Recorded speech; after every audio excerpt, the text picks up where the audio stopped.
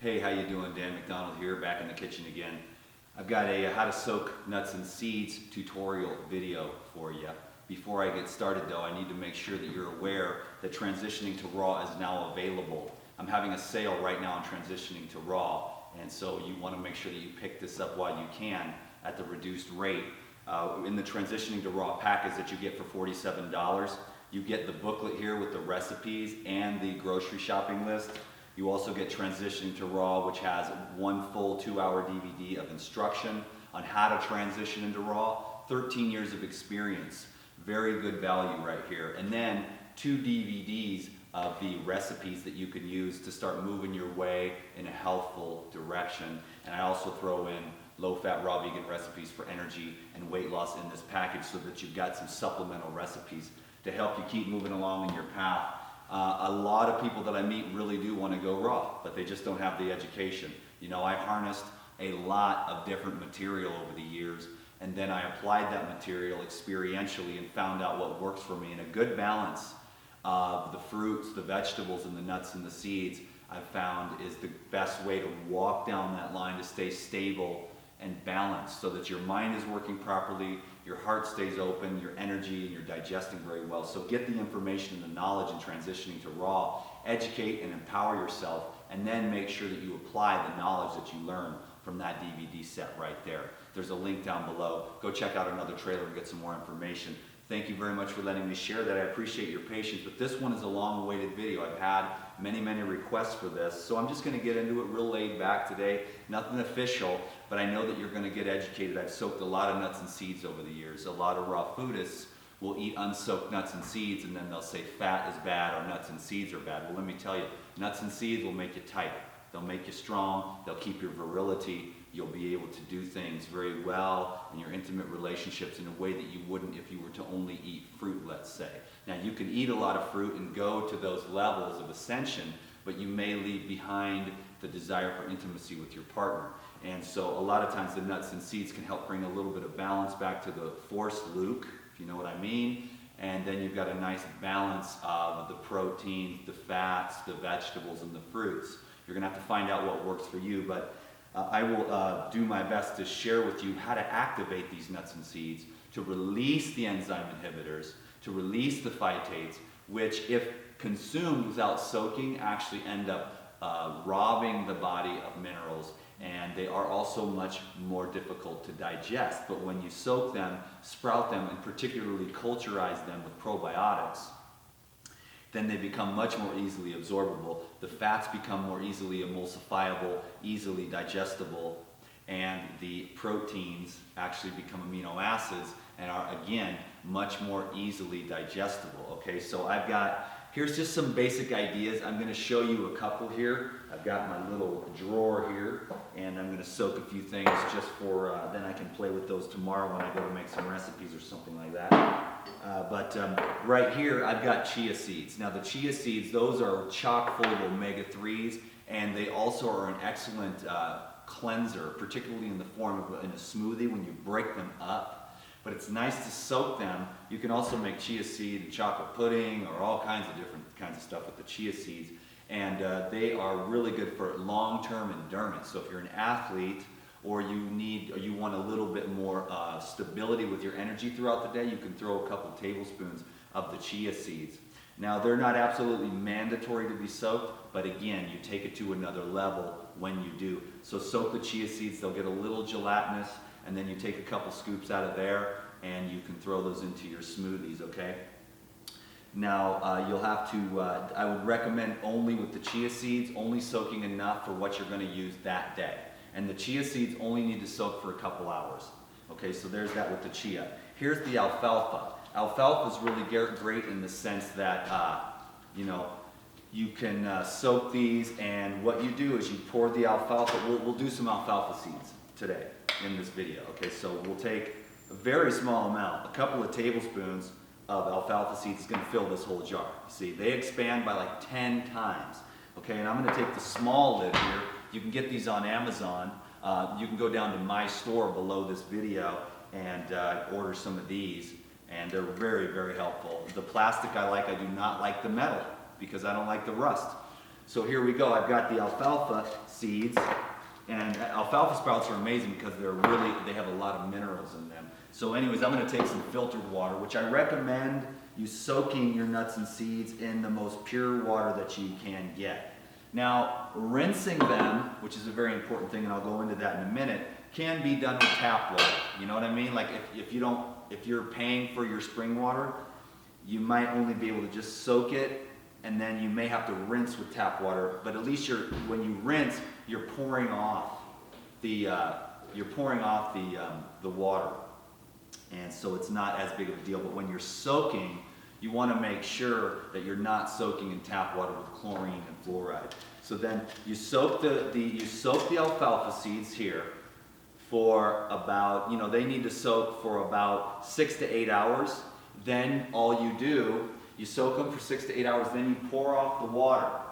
Okay, and then what I'm going to do, you can either use a dish drainer you'll want to do this right here like this. You'll want to make sure that your jar is at an angle. You don't want it to be like this, because if you go straight down, all the seeds or nuts will sit at the bottom and there won't be any oxygen flow, and then there will be mold. And the other thing you want to remember is after you've soaked your different nuts and seeds for the allotted time to actually wash off the enzyme inhibitors, which is different for each one, you're going to want to make sure that you rinse them, at least every 12 hours. I would recommend even more. I really like to care for my sprouts.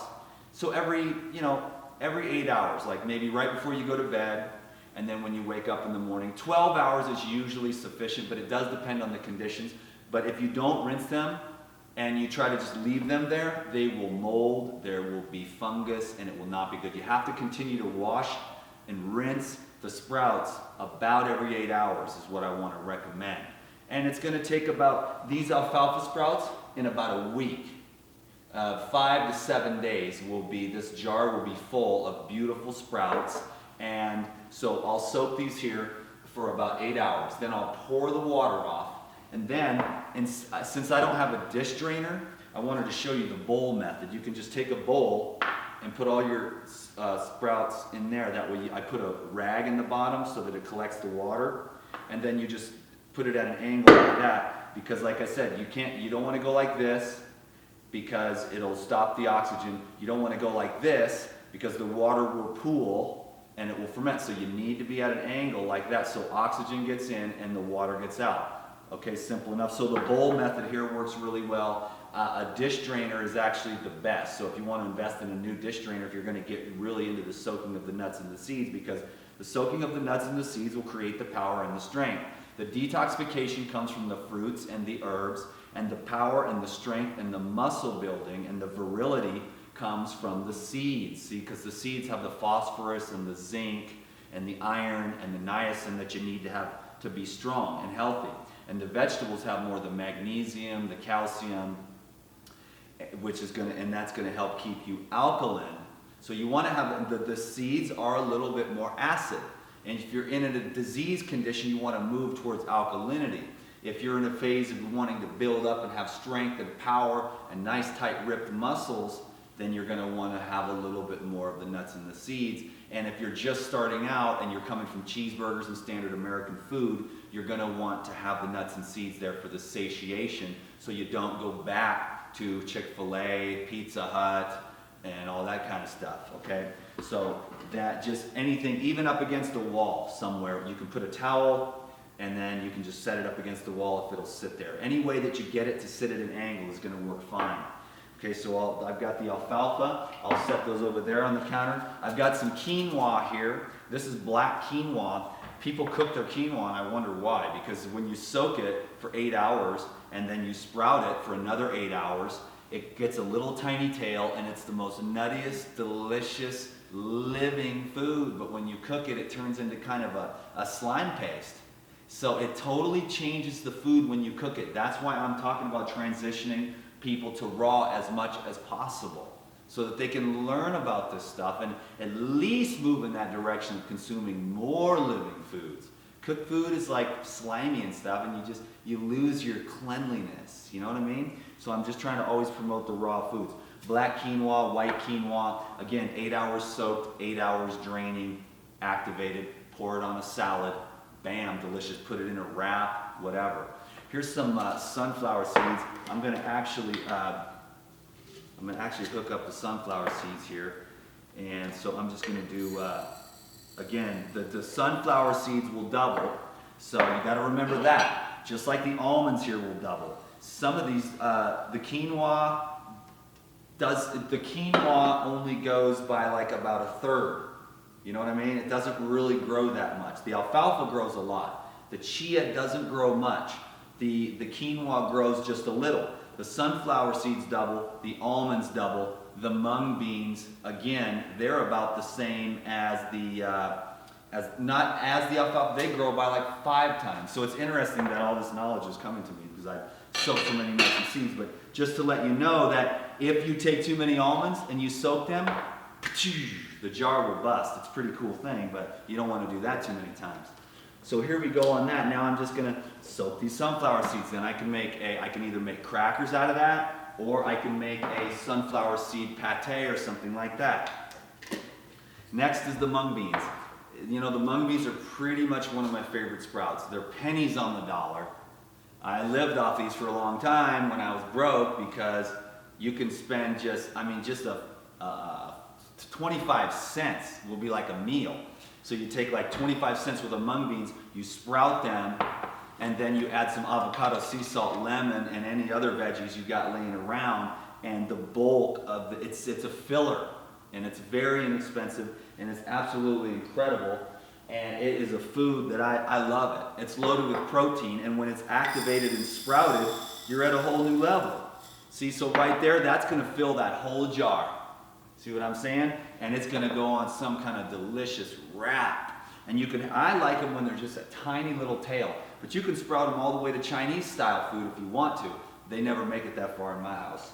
I just love them. They're one of my favorite things. Like I said, you take these mung beans and you hook it up with some avocado, a little bit of olive oil, some sea salt, lemon, and then shred some lettuce of any kind, or just anything, or some tomatoes or parsley.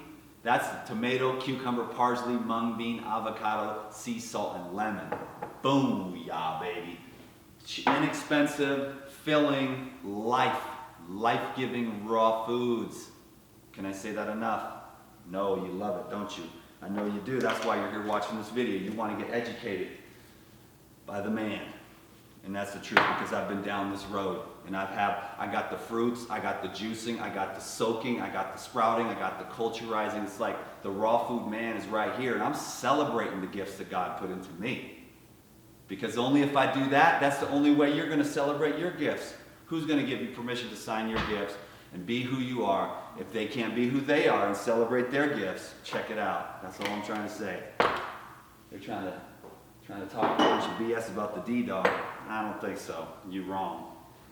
So that's all good. Now I'm running out of jars here. Here we go. Beautiful, beautiful, beautiful, baby. Right here. These are the almonds.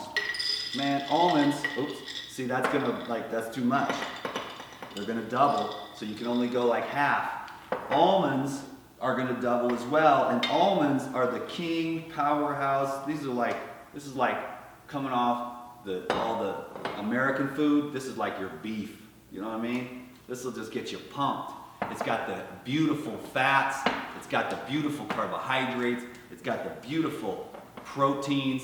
And if you soak and sprout these, culturize them with some coconut, and make some coconut almond yogurt with the probiotics, boom! It just makes you jacked up. And it satiates you. You can make smoothies and desserts. And you can make salad dressings, and I got a million things coming. So if you haven't subscribed to these videos, you might as well do that right now, because you're gonna wanna see what's coming up. Because I'm on fire, baby.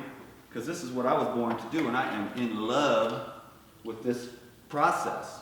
Last but not least is some wheat. Now there are a million things you could sprout. These are just a couple of the things I got up in the cupboard. This is wheat. Now I'm not talking about eating some bread, unless it's DTM, life-living sun bread. Okay, I'll take the wheat, and I will soak this wheat for about 12 hours.